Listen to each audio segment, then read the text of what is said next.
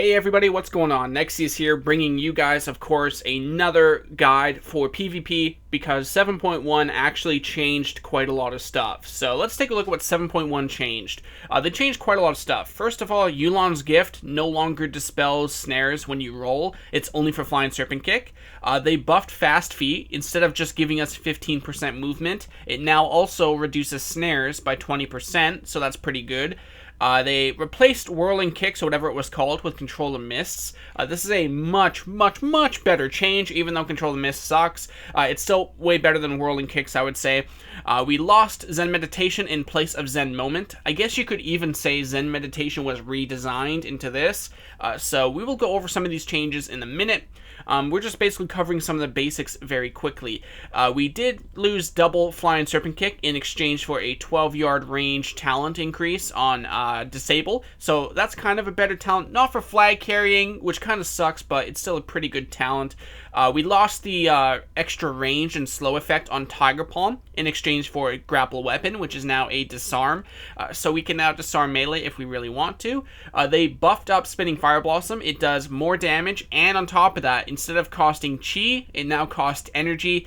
This resource change does make sense because when you are chasing someone down, you are on a lot of energy and you cannot Tiger Palm to get rid of it because they are out of range. So it makes sense to spend energy since you are not generating chi when you're out of range. So it's a better resource change. It's definitely a buff to Fire Blossom. Unfortunately, it probably won't be picked up very often still. They also nerfed Relentless. It's now a 20% reduction instead of 25%. In terms of regular talents, I don't think they really changed anything in this department, and I think that pretty much covers it. So let's go over into the PvP talents. So this is like your default go-to build. This is what you want to use going into a match, and then you want to change it accordingly based on the comp. So what we have here is Chi Wave. It's just the best. If you want to understand why some of the things are better, it's very easy to go to my 7.0 guide. It is outdated, but I do give information on why everything is really good, and I go in depth with it. This is just to be a quick update for you guys. So Chi Wave is the best. It's low cooldown. It's just better in every way compared to the other two. Eye of the Tiger is arguably still good, but Chi Wave is just better. It procs a stack of hit combo. It procs your mastery. It's just good to have an extra ability overall. And if you're facing a target where it's only hitting you and your target, it's actually decent burst damage. The only real drawback to this is that sometimes on rare occasion it might break CC like a paralysis, which can be game changing and can prevent a kill. So sometimes it can suck, but it doesn't happen all the time. It's usually pretty good. The other downside too is sometimes it will jump to your teammate or another enemy, which reduces its burst potential to your target and also burst healing to yourself. So there are some drawbacks, but even with those, it's still better than the other two choices. In terms of the 30 tier, Celerity, it reduces the cooldown of roll and it gives it an extra charge. Now, Celerity actually had some use in Warlords of Draenor back when Chi Torpedo was very important. Even in 7.0, it wasn't too bad because you would get extra rolls for Yulon's Gift, which would clear snares with roll. But since Yulon's Gift no longer allows roll to clear snares, that is an indirect nerf to Celerity. Because roll isn't as valuable anymore going into 7.1, that also makes Celerity not as valuable either. So Celerity is really dependent on how useful roll is. Unfortunately, because of these nerfs in 7.1 to Yulon's Gift, it just makes Tiger's Lust a lot better. Even in 7.0, Tiger's Lust was better in almost every case anyway, if not every case. You can use it on yourself, you can use it on your teammates. If your healer needs to get away from double DPS, you can simply give them Tiger's Lust. It will not only take away slows, but it will give them that movement speed to get away. This has saved my teammate from dying so many times and overall prevents a loss. And on top of that, it clears out roots for you. We don't have any root clears except for Tiger's Lust, so if you are facing something with a lot of roots, like mages for example, you definitely want to pick up this talent. If you're facing a double melee like Warrior Death Knight, they don't really have any roots except I think one, but even then you could go Celerity, but I definitely think Tiger's Lust is better in every way, because if you are facing, say, Warrior Death Knight, they may not have roots, but they are probably going to go after your healer, and giving them Tiger's Lust to get away from them is much better than having a couple extra rolls out of Celerity. In terms of the 45 tier, we have Energizing Elixir, Ascension, and Power Strikes. Now, the way we know that Energizing Elixir is 10,000 times better is very quickly. Well, this tier is based on how much chi do you generate per minute. Well, Energizing Elixir not only gives you full chi and full energy, that would be 3, 4, 5 chi every minute, and 130 energy, so that's like, I don't know, I think that's like 9 or 10 chi or something. I'm kind of yellowing the guess here, but it's at least 5 chi per minute for sure. And Ascension is only a 10% energy regeneration increase, so it's not really a whole lot of chi compared to Energizing Elixir. So Ascension is automatically out. It's not even that great. It's terrible. Don't even look at this talent. Power Strikes, you get every 15 seconds you generate 1 additional chi with Tiger Palm. That is 4 chi every minute compared to 5 chi every minute, plus the 130 energy depending on how much you have.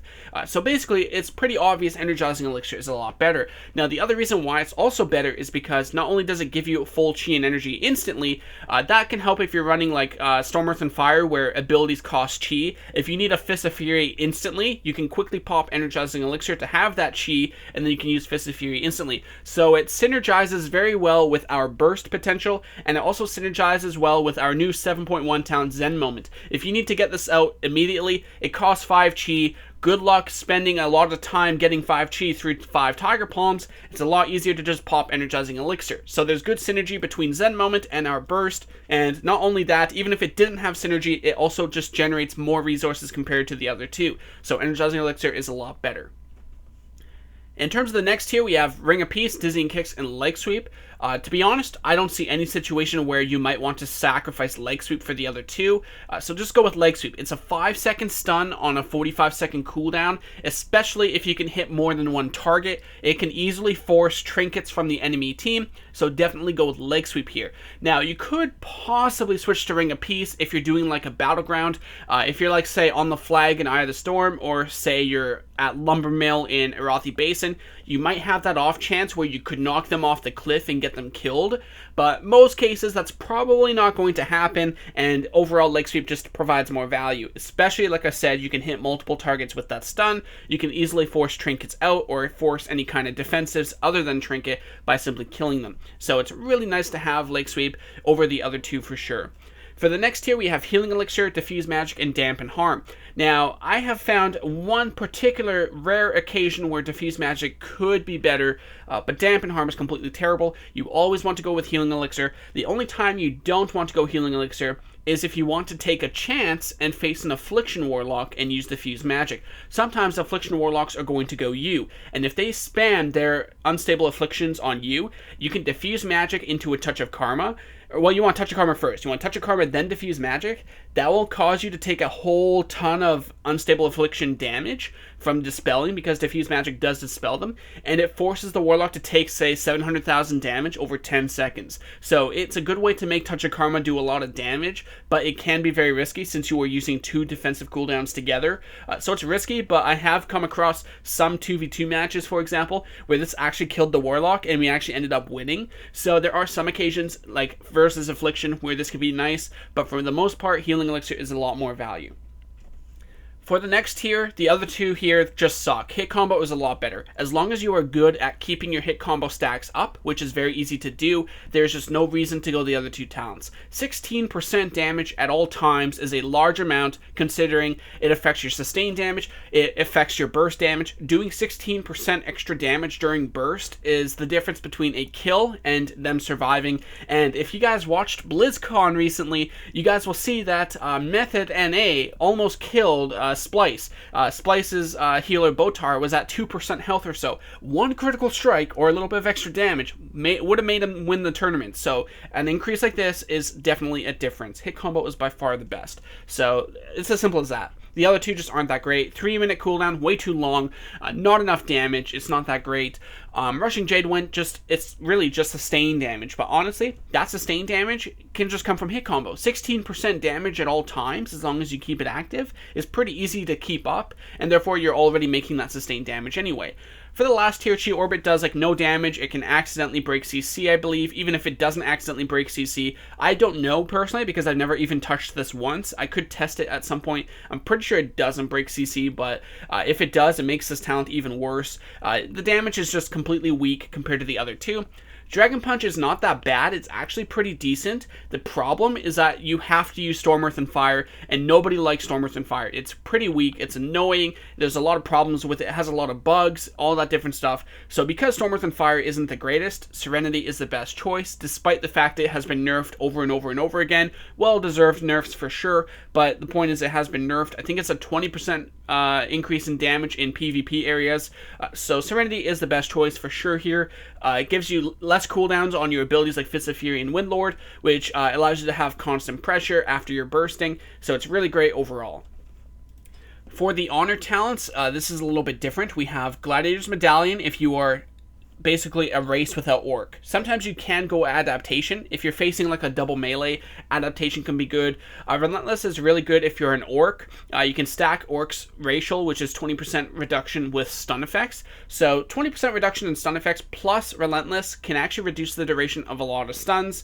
So say for example you're an orc mistweaver, going relentless with your racial can be very, very good. However, I can see most people sticking with trinket in most cases.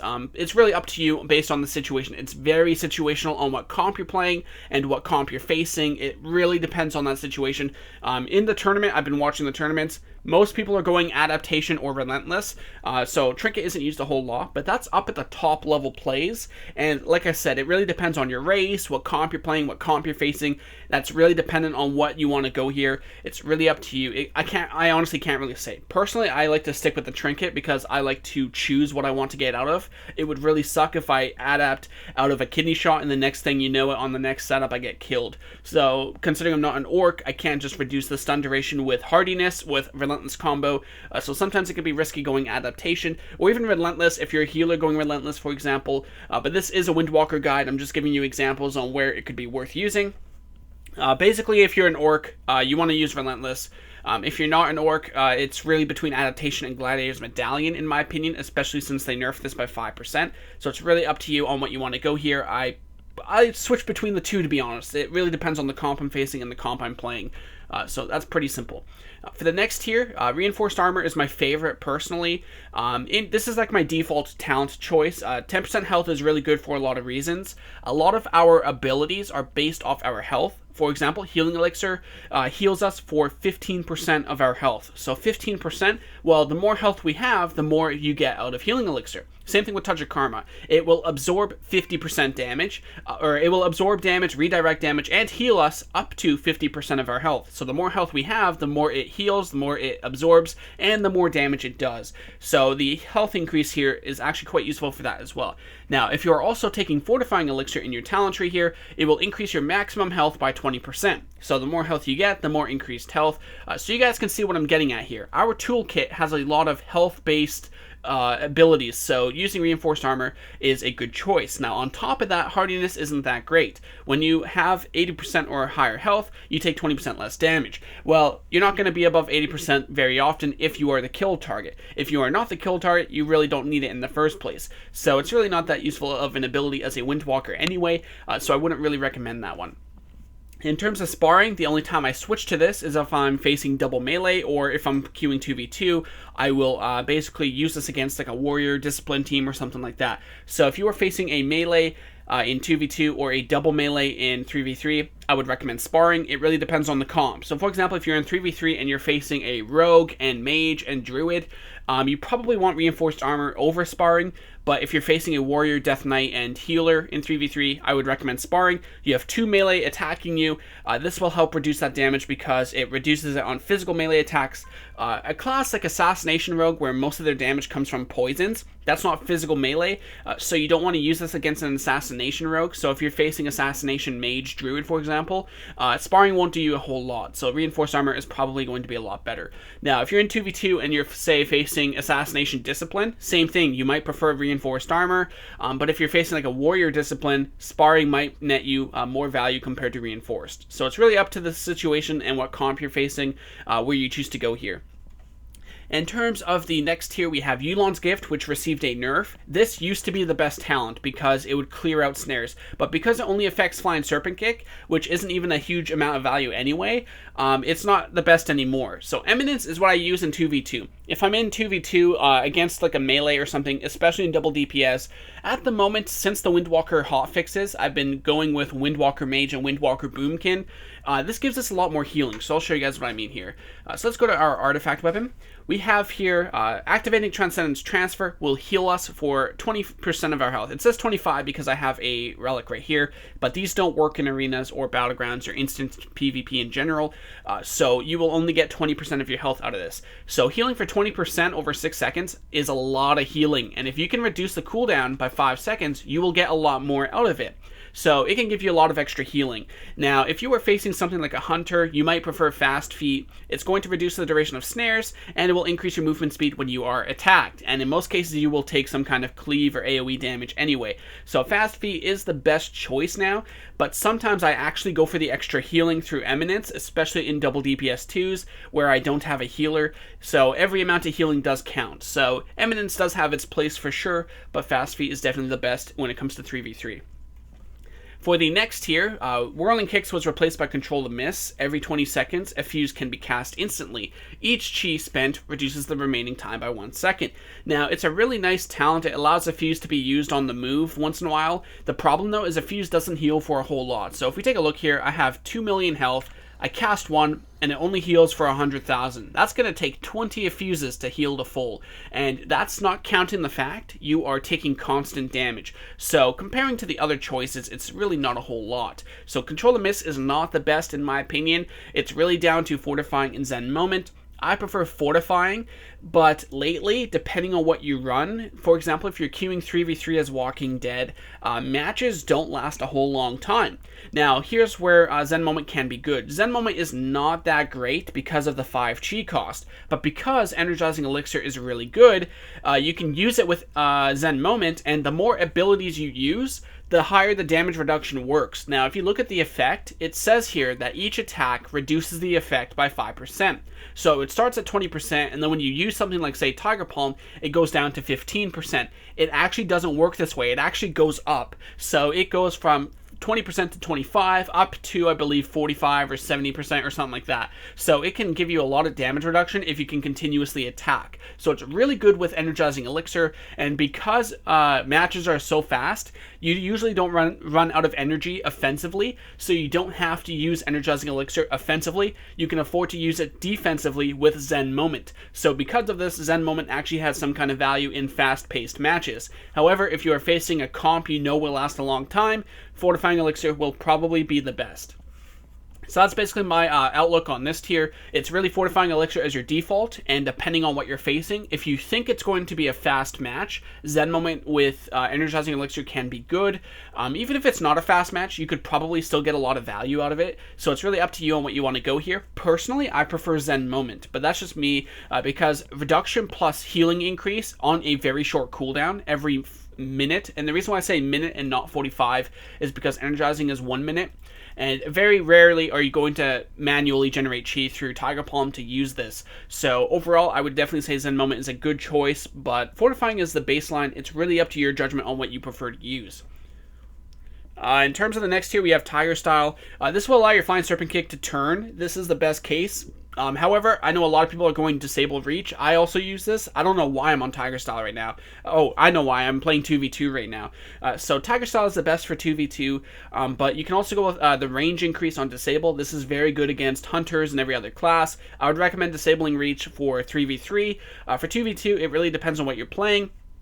If you're playing double DPS, I would say Tiger Style is the best because you have to run away to live. That's the only way you will live in a double DPS composition. You have to run away. So in my case, I queue Windwalker Mage. Tiger Style is really good to get away from warriors and stuff because I can turn around the pillar.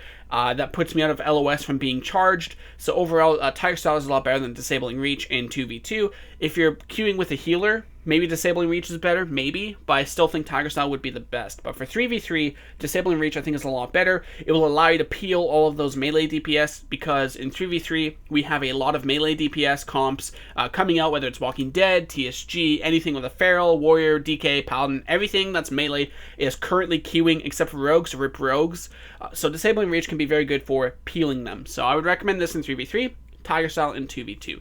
For the final tier, as much as it's cool to see Grapple Weapon make a return, and as much as it's cool to see Spinning Fire Blossom here buffed, Heavy Hand Strikes is still the best. It did receive a nerf. It no longer stuns on every tick, so the minute you activate it, it will stun, but any damage afterwards will not stun. So if you activate it on a target and then your DK grips someone in, they will not be stunned. So you have to hit every target for the first time with Fist of Fury in order to stun them with this effect. You also get a 5-yard range increase, which is the difference between stunning someone and not stunning them, as well as also hitting them with the damage and not hitting them. So Heavy Hand Strikes is by far the best choice. Even if you were facing like a rogue in 2v2, like a rogue discipline, Grapple Weapon still isn't the best. The stun effect is a form of CC. It will be the difference between a kill and not a kill, so Heavy Hand Strikes is by far the best. Alright, that's a lot of talking. I hope you guys enjoyed this guide. If you have any questions whatsoever, don't be afraid to leave a comment down below. Of course, this is almost the end of the guide. I should also consider when I would switch something out here. Actually, I already talked about it. Only Diffuse Magic I would switch out here. There's really no reason to switch anything out here except for Diffuse Magic against Affliction, and even then that's a risk. You pretty much want to keep these the same unless you feel like switching it up. That's really the case for the regular talents. Anyway guys, hope you enjoyed this guide, and I'll see you on my next video. Bye.